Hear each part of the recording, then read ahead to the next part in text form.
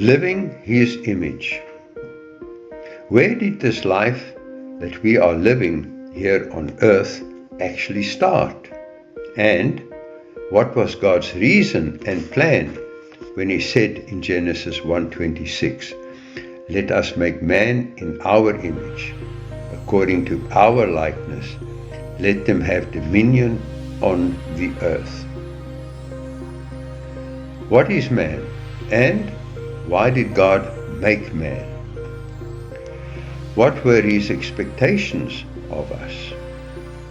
Well, God had a very clear plan and very specific expectations of His very special creation. In His very own image and likeness, God clearly laid this out for us when He said in Genesis 1:28, "Then God blessed them, and God said to them, Be fruitful and multiply. Fill the earth, subdue it, have dominion on the earth." Now, what does that mean? What does be fruitful, multiply, etc. really mean in my life? Obviously, it's about how I live, and therefore what I live. So, how do I be fruitful? Being fruitful is a lifestyle.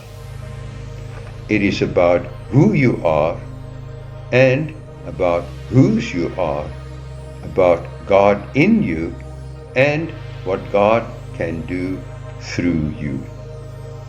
Now, how and what do I multiply? It's about living and multiplying what God created you to be and all that you are in Him. Then, fill the earth. What does God want us to fill the earth with? Quite simply, with His presence in you. Then, God said, subdue. Really? Is there actually something or someone to subdue?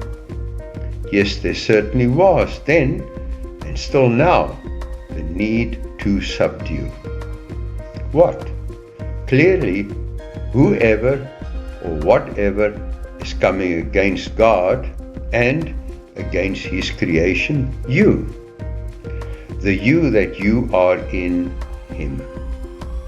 In other words, everything that is against God, that opposes God, His plan and His purposes.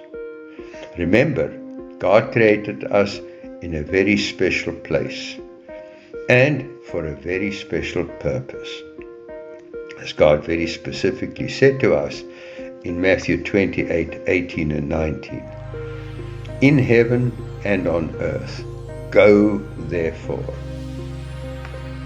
Then God concluded by saying, "Have dominion," or more graphically put, take responsibility for who you are in Him, because it is not a game.